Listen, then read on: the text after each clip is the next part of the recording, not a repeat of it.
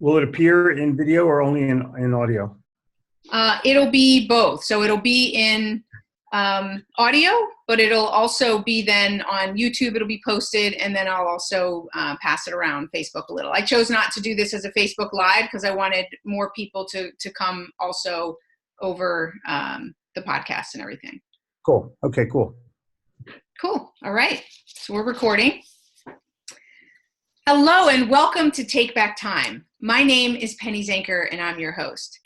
And today I'm super excited because I told you on this show we have some amazing people, and today is the day. We've got Jeffrey Gitomer with us today, and he's the author of 15 best-selling books, soon to be 16 or 17. He's got 2 in the works, and we're going to talk about those. And he is super creative, on the edge. He's a writer, speaker, and his expertise is around sales, customer loyalty, and personal development, and he is world renowned. He's known for presentations, seminars, keynote addresses that are funny. Yes, this guy is funny, insightful, in your face, real world, off the wall, and on the money. And I can attest to that. That is true. Jeffrey gives his audience information that they can take out to the street 1 minute, literally 1 minute after the seminar is over, and put it into money. His podcast, Sell or Die, with co-host Jennifer Gluckow, it gets over 100,000 downloads a month.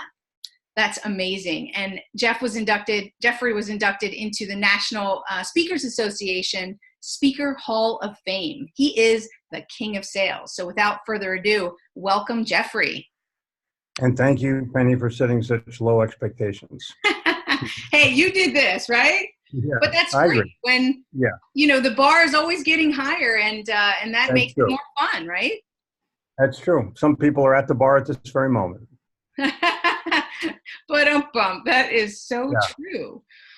You had me cracking up when we met each other at Kyle Wilson's Inner Circle, and it was a fun morning, afternoon. It was very, very nice, and everyone there was on fire. We were on fire, and we were so lucky to, your flight got canceled. And so, bada bing, bada boom, there you were. And, we're glad that you chose to be with us during that time. That was amazing. Cool. So, I have so many things that I want to ask you because, some of the stuff that you talked about was amazing. I just want people to understand, you said your bio was that you've written 15 best-selling books. I mean, how many copies or how many, months, years, whatever, have you been on the best-selling list, just to give people an idea of how amazing you really are? I have been blessed. The Little Red Book of Selling, which is my best-selling book, was on the Wall Street Journal bestseller list more than 500 times. 103 straight weeks. 103 straight weeks. Yeah. So I've been on a bestseller list about 500 times, and I've sold a lot of books, both domestically and internationally. In fact, right now, Jennifer and I are in Frankfurt, Germany, at the International Book Fair to try to get some foreign publishers to publish our books in other languages. Awesome. Well, that's great. And we're going to talk a little bit about your new book coming up. Actually, cool. Pop it up here now. Let's see it. Give us a preview of the new book that you're writing. It's called Truthful Living. Let's see if I can get a good shot of it here. There, we got it. Truthful Living. It's a Napoleon Hill book. It's his first writings 20 years before Think and Grow Rich. It's his original thoughts on personal development, and it's pretty raw in terms of its both brevity and content. And I was given the honor of editing it and annotating it for the 21st century, and the book will be launched October the 30th. That's amazing. Is that like, it must be like a dream come true to be able to be a part of that original work. My name is on the cover with Napoleon Hill. How That's amazing. Doesn't get any better than that. And this is his work 20 years before Think and Grow Rich was published. This is original thinking. So when you think about anyone who is a great writer, wouldn't you like to know what their original thinking was? And most of the time you can't know that. Totally. But do you feel pressure around it? Like, no. No, good. Because My pressure was I would. I think last I feel year. like, I'd want to live up to his expectations, and he's not here to, be able to say whether you Yeah. did a good job or not. My only pressure was the Eagles winning a Super Bowl last year. That's the most pressure I felt in decades. Well, it happened. So that Yeah. relieved all that pressure, right? Bingo. So, does he talk about the show that we're on here is Take Back Time? And I just pulled out my book, Outwitting the Devil, that, Sharon Lecter was a part of. And, Yep. and I saw that, he talked about budgeting time. Does he have any specific thoughts It's unbelievable. around time? It's unbelievable. I'm gonna give you the chapter right now. It will corroborate with you 100%. Let me see what we got here. See family life. I should probably just go to the table of contents and do that. But he says that time is your most valuable possession. And he totally gets the fact that you can't buy it back. You can't reproduce it. Once it's gone, it's gone. It's there for the moment. And once it's gone, it's gone. And it's his time, the most precious thing in the world. Mm-hmm. And what he says is that you cannot misuse it in any way. You cannot waste it. You cannot, that even if you're on vacation, his statement is the brain is never idle. And so you're always thinking, you're always planning, you're always, looking out for something. And the more sober you are, the more likely it is that you'll come up with some good ideas, and the more you'll take advantage of his most precious, he doesn't even refer to it as a commodity. He refers to it as a thing that you cannot do without, you cannot live without, and you cannot waste. Yeah. And yet we do, right? Yet we do waste it in so many different ways. I agree. Especially when you have a diversion as easy as the internet or the television that can literally rob you of your time. I think what I take from that, and I'd love to ask, your thoughts and actually how you implement this in your life. But I really think it's about being intentional with our time, that when we're not intentional and we're distracted, then we're disconnected, and then we're not using it wisely. But when we're really intentional and purposeful, I believe that even if it is a vacation, right, then you're purposeful that this is a time to reset and relax, and that's what you're going to do. Spend time with family, whatever it is. I think when we're in touch and purposeful, then we're making good use of it. What Napoleon Hill says is to focus on it, number one, and then he takes it further and deeper by saying concentrate on it. And by concentrating, you eliminate your diversions. And you're focused in. Keep in mind, when this was written in 1917, there wasn't really that much to divert yourself from. There was no television, there were no computers, there was no, phones. So he was able to focus in pretty well. And in 2018, it's a hell of a lot more difficult because you have to return a text in 2 seconds, or a phone call in 9 seconds, or an email. You get notifications that your old boyfriend got a little fat on Facebook, and whatever the crap is. Let me check that out. Yeah, the diversion is there for the asking, and so you have to, by choice, either turn off notifications or put yourself in a position of concentration where you're actually by yourself. Absolutely. So tell us how you concentrate. Like what are you? I work while other people sleep. So that's the key is to be awake in that quiet silent time. But many of my clients know I'm awake, so they'll text me early or text me late. So sometimes I don't get the luxury, but I always get to talk to a customer. You had mentioned that, just to go off that point. You had mentioned when we met that, if somebody can contact you at 12 a.m. for booking a gig, and you're there and you'll book it at any time.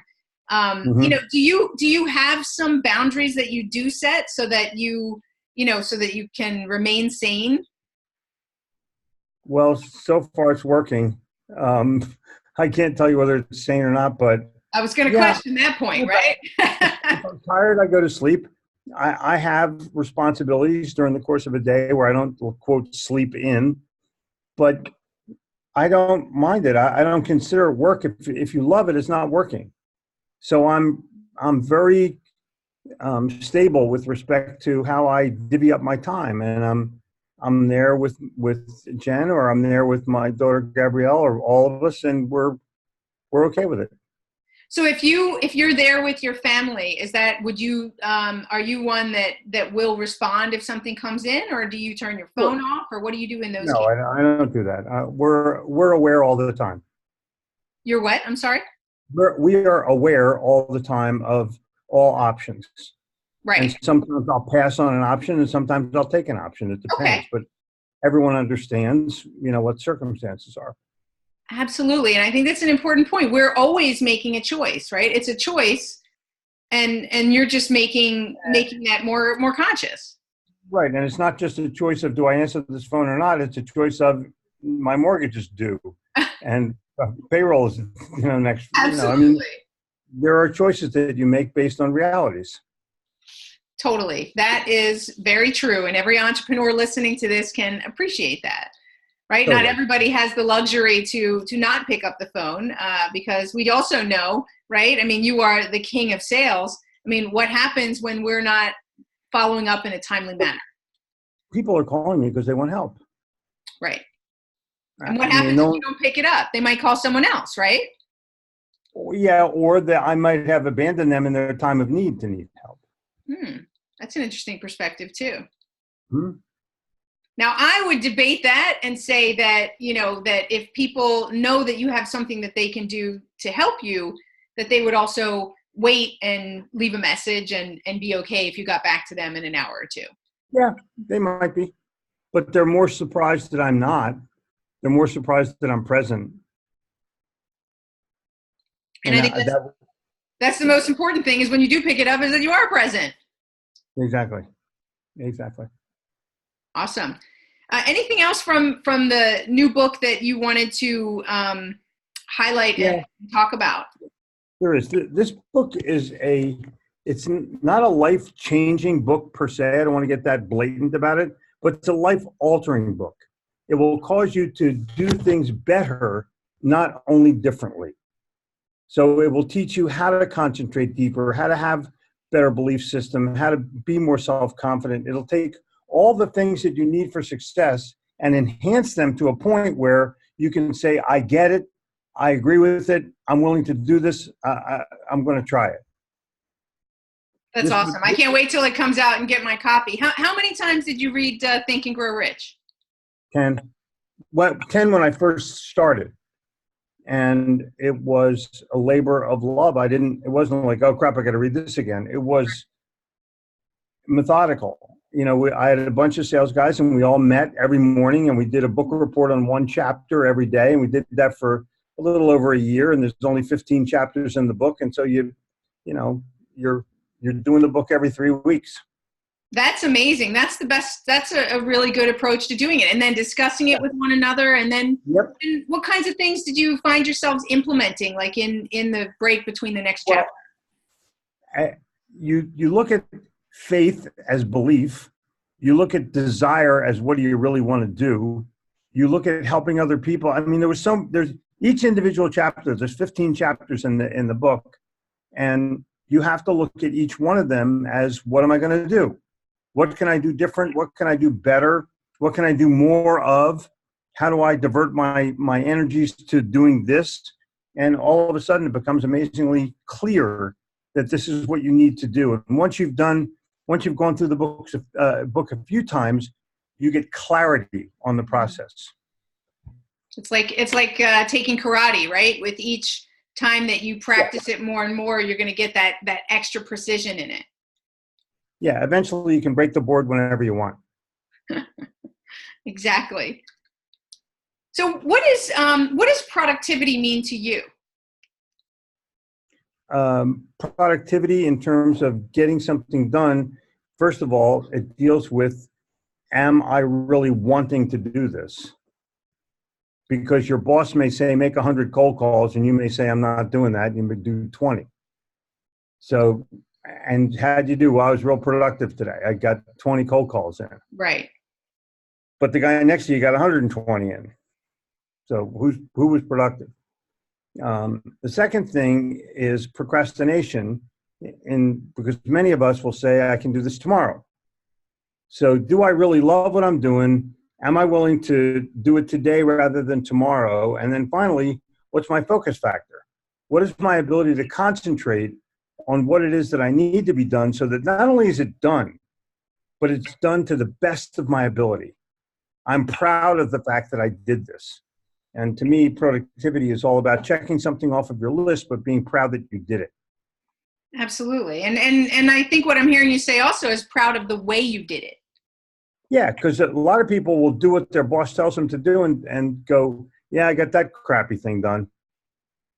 Right, because part of getting it done efficiently and effectively is that attitude thing, right? Yep. And if you don't want to do something, then the best thing to do would be quit and go do something that you really want to do. Absolutely. The faster you do it, the less whatever time you do, spend on it. whatever you do, you want to be best at it. Awesome. I love that. Absolutely. Let's see, what else? I got so many interesting questions for you here. So, would you say, in terms of who influenced you most to be a great sales leader? Was it Napoleon Hill, or was there someone else that was a great influencer? My influence was probably my family growing up. My dad was a great salesperson, so I sort of caught that from him. And then yeah. Well, you grow up with it. Yeah. You grow up with it and it becomes part of your fabric. Right. So I had that to start out with. And then I hung out with other people that could do what I did and looked at them and I go, oh, I'm as good or better than that guy. And so when I sell in New York City, that'll teach you if you can sell or not. And just totally. I mean, that's the whole deal. And then I just exposed myself to all the people of that day, the Bill Goves and the Herb Trues and the Zig Ziglars of that time. They were the people, and J. Douglas Edwards, the 13 best closes, and all the things that went along with that. And while it's not applicable today, it was applicable then. And right. My job was to try to master that the best I possibly could. And finally, I got to a point where I saw the flaws in them and I began to create my own. And by creating my own and, by actually doing, I became a different kind of master. Totally. It requires the doing, doesn't it? Yep, totally. If you can't teach it if you can't do it. Absolutely. Or it's not the same, right? You can't refine it like you're talking about and really... Someone's going to ask you a question and you won't have the basis for an answer. Yeah. So, you said that your dad was a huge influence. Can you remember a time, like a story or something where it just really was a pivotal moment for you? Sure. I watched my father in his situations, and then we began to do some things together later in life. And we went to Florida to do a mobile home park together, and we were selling second mortgages. And it was like not a bank situation, but a financing situation. And my dad took me down and we went to 3 or 4 of these financing places and they all turned down the property that we were looking at. And we go into this final place and I go, hey, can I do the pitch? And we did, and I did it, and we got the deal. And I can't tell you that I was better than he was, but I can tell you that I got the deal and he didn't get the deal. And I was pretty humbled by it. He was pretty grateful by it. And it was like a turning point. It was equality at that point. Yeah. That's awesome. I'm sure he was super proud of you, right? Oh, totally. Yeah, totally. But, modifiedly so. You don't want to go too overboard with your kids. Right. Right. Well, that's awesome. I know that you've got an event coming up. You talked about, creating a lot of your own methods and approaches. And I know you've got some events coming up. Tell us when they're coming up and I have, I'm going to be in Philly actually. the 14th I think it's the and 18th and 19th, right? 18th and 19th. Yeah, sorry. 18th 18th and and 19th. 19th. I'll be out at some Chubb place out of town somewhere on right off the Blue Route. But we've sold a bunch of tickets already. People should go. If you put it in the show notes, it'll be a heck of a lot easier to find. I It's just totally will. Gitomer.com, and it'll take you to all the cities where I'm going to be. But if you want to slash Philadelphia, it'll show up there as well. All right, great. I will definitely post that. And then you're going to be in Dallas on the 24th and 25th of October. Yep, and then I'm going to be in the first week or so in November. I'll be in Atlanta. Oh, awesome. So those all right, so you're all over the place. Exactly. Well, I go where I'm going to fill a hall. Spread the wealth. That's awesome. Yeah. So before it'll be fun. It'll be, I have 1 day is on sales mastery and 1 day is on sales leadership. Awesome. That's great. Yeah. Well, it's a must go, you guys. So if you're listening, if you're involved in sales in any way, you're an entrepreneur, you're selling, I mean, whatever you're doing, you're selling. You need these skills. So really go ahead and go to that site, cgitomer.com, and then you'll see all the different events that are going on there. And we'll have that on the show notes. That's awesome. Before we close out, what's one time-saving tip that you think, that would be beneficial to the people who are listening? And I was thinking of it in terms of, what do you think is the number one thing that you would work on if you were helping someone to shorten their sales cycle? Meet with the person that runs the show. So get to the decision maker? No, get to the boss. Get to the CEO. The CEO is the number one main guy in any company. And he or she will decide in about a minute and a half. And salespeople that say they have a long sales cycle are dealing with people that have to go talk to other people to get a decision. If a boss calls down and says, hey, we're going to hire Gitomer, the guy goes, okay, Gitomer, okay, great, boss, great idea. Glad you thought of it. Right. Right. So what's a tip for some people who have no idea how to get to some of these CEOs? How do you get through the gatekeepers? Well, I try not to go to gatekeepers. I try to post things that are valuable that the CEO want to read. So I'm going to post about productivity. I'm going to talk about profitability. I'm going to talk about absenteeism. I'm going to talk about morale. I'm going to talk about profit. Those are the things that a CEO is going to want to read. And if he reads that and he likes me, then I'll get a phone call from him or her. I want to get the phone call. I don't want to make the phone call. Right. So really creating value directed at those people will have those people connect with you if it's something that resonates with them. Kyle wanted me to be at your meeting. I didn't call him. He called me. Right. And you just happen to be laid over in Philly. Right. I mean, there's no coincidences in the world. I'm a big believer in things happen for a reason. And the Kyle Live thing was a lot. Several people have already contacted me about coming to Charlotte for a weekend. I think it'll be a fun time if we can do it. And I'd really like to try to make something happen. If your people are out in your podcast land that are looking to be able to really connect with me and get a weekend worth of learning, it's a little expensive, but they'll love it. It's not expensive. What are you saying? It's value, right? It's an investment in people's, Well, Kyle is going to be there too. So it's, Kyle Wilson, the guy that founded Jim Rohn International. And the two of us are going to, we have a pretty big agenda planned, and I have a digital studio. So everyone will either be on the podcast or be able to deliver a 5-minute video piece and get their 5 minutes. That sounds amazing. Oh, it will be phenomenal. I know I'm going to be there. I already emailed you about it. I'm definitely going to be there. But, for anybody who's listening and wants to get involved in Kyle's inner circle or be considered for this weekend, what's the best way for them to contact Kyle directly or? Yeah, contact Kyle, or my email address is my name, Jeffrey@Gitomer.com. Just do that. I answer my own emails, as you know. I know. And we'll just sort of take it from there. But the Kyle Wilson event was an eye-opener for me. He really has a great group of people, and they all have a sense of giving about them, and that's very pleasing and rare in a mastermind group. Very rare.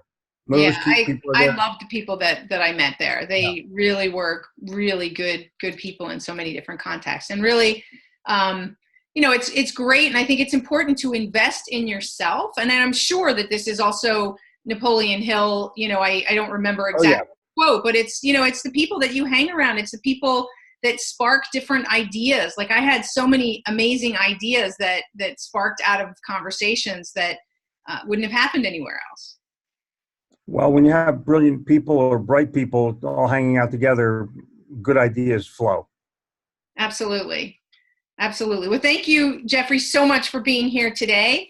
I It's a know pleasure. you're in Germany. Pop up your book one more time. Let's just let people know that your book is coming Boom. out. There it is. Truthful Living, Napoleon Hill, and Jeffrey Gitomer. Ooh, And that's scary. coming out at the end of October. So make sure that You can pre-buy it. You can pre-buy it right now on Amazon. They'll ship it out on the 30th. Oh, awesome. So get it out now. Just go and click buy. I'll have that link also available. Go on and click it now. Get it, pre-order it, and also get it so that you can get to the event in Philly in October 18th or 19th, or in Dallas in October 24th and 25th. Thank you. Thank you so much, Jeffrey, for being here. It's a pleasure. Thank you so much, Penny. And Cheers. you guys, as always, thank you for being here. This is Penny Zenker, and it's Take Back Time. We'll see you in the next episode.